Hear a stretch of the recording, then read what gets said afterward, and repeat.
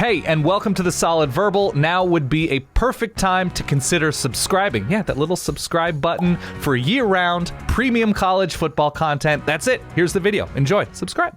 Michigan State. Let's go to Michigan State. 11-2 Please. last season.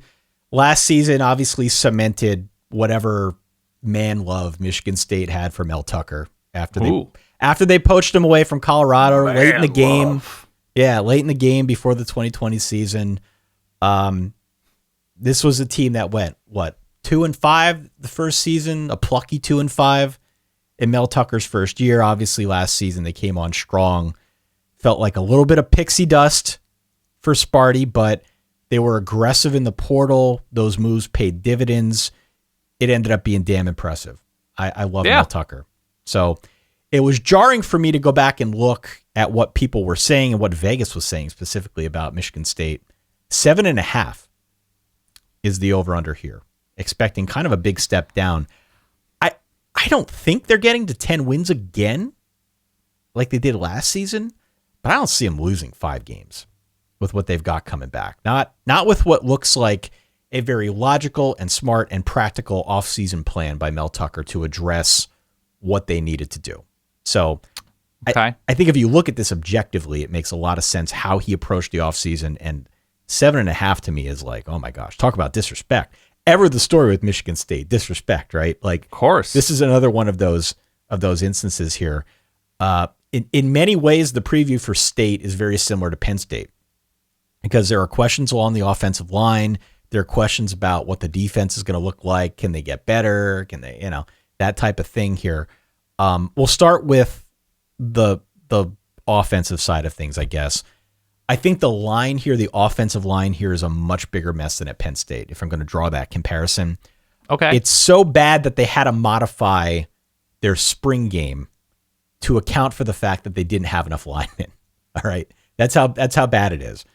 3 starters gone from last season, 3 other guys with game experience that are also gone, transferred out or just leaving otherwise. There are 2 guys that are coming back are recovering from injury. So, everyone's going to talk about the defense, but I think this is actually the bigger question for me. The offensive line and what that looks like. I don't have an answer. I cannot give you any insight here as part of the Solid Verbal's official Big Ten East preview on Michigan State along the offense. I have no idea what to expect there. It could be terrible. It could be much better than anticipated. Respectable. Yeah.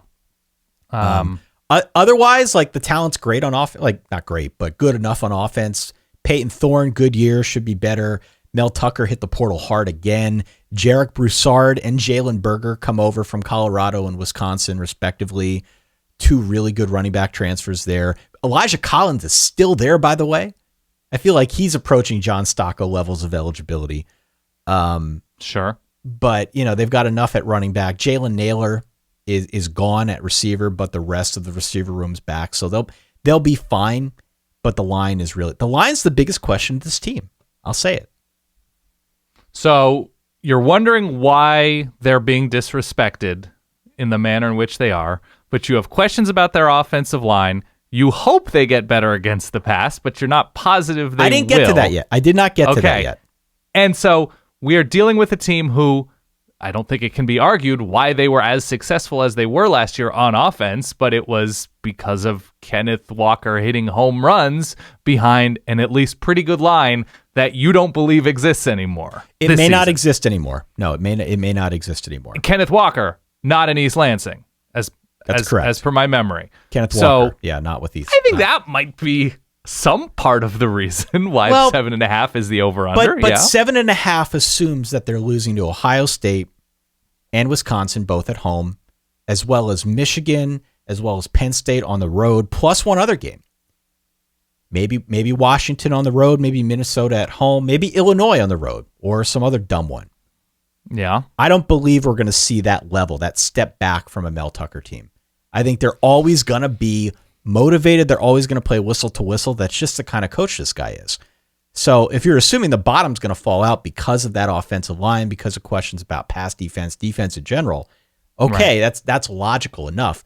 I just don't see them taking that big of a step back with this guy running things. I just don't see it. Yeah. I mentioned this earlier and got a little bit of pushback from Michigan State people in just the manner in which they got to their win total last year, with sort of sneaking by ugly against Nebraska, sneaking by ugly against Indiana, needing what they needed against Michigan. And then the capability to be demolished, that worries me. Like what we saw with Ohio State, 56-7. I know. That's troubling that they have that in them. Yeah. So on the defensive side, that's last year's team. Every team is a different living, breathing thing. I get it, but that's where my head is. On the defensive side, I'm confident that they'll be better. Okay. 79% production is back. We pick Good and thing. choose where we use that stat on the Solid Verbal. Okay. Yeah. Totally. I'm going to use it here because it fits my narrative. Of course. Top 4 tacklers are back. They also bring up Chris Bogle. I don't know how to say his name, who played 3 years at Florida, as well as Amir Speed. You remember Amir Speed? Of course, Georgia, yeah. Opening day cornerback starter for Georgia last year. He got hurt. He lost his spot, but he's a legit pro caliber cornerback who I think could really give this defense some much needed pop in the defensive backfield. Mel Tucker also tweaked the coaching staff. He added more experience to try and improve the pass rush. Again, it's all smart. It all makes a lot of sense. There's no like huge gambles here. He's just getting the things that he feels he needs more of. And so I just think the defense has to improve, if only by virtue of the fact that they were so bad last year, especially against the pass. They got to get better. They can't get any worse than they were a year ago. And so even if it's a marginal improvement, this is a team that won 11 games last season. Marginal improvement, I think, easily gets them over 7-5. It probably doesn't get them back to 10 wins, though. It probably doesn't get back to 10 wins. So if at this point, when we're recording this now in late July, most people will hear this in early August. If you're telling me right now, Michigan State goes 8-4, 9-3, I'd say yes, sign me up for that. But I don't see 7-5. I would go over. Maybe I'm giving away the game here, right? Like I said, we're going to do an over-under episode as we get closer to the season. But I would feel pretty comfortable going over Michigan State. And also, you want to root for Michigan State. They're going to be like a fun team to root for again, just like they were last year. So don't go under. Don't be Debbie Downer. Go over, baby. Over on Sparty. Sandwich game at Maryland between Minnesota and Ohio State. You got Ohio State, Wisconsin, and Michigan with a bye week in there between Wisconsin and Michigan. Potential letdown at Illinois after at Michigan. At Penn State in the land-grant game. Listen, there are two types of people in this world. There are two types of people in this world. The people who assume the best or assume the worst. Glass half full, glass half empty. If you want to look at it glass half empty, be my guest. Be my freaking guest. I'm not that guy.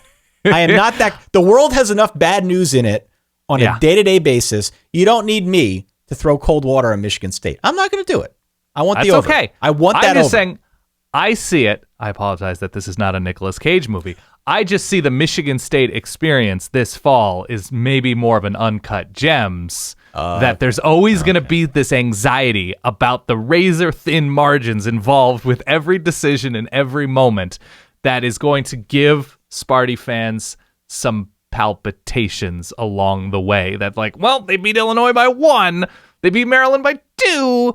Are they going to get that? Are they going to be able to play with the kinds of margins they played with last year to again get to a good place within the division and conference? That to me is my analog here. Listen. It is a cumbersome metaphor, but I am comparing Michigan State, Penn State, to some extent Michigan, to the one true God, Nicolas Cage. Okay. They might surprise you. Don't underestimate them. Maybe underestimate Michigan a little bit, but they may make you drink yourself to sadness in a hotel in the desert leaving Las Vegas. I understand. Just don't underestimate Penn State, Michigan State especially.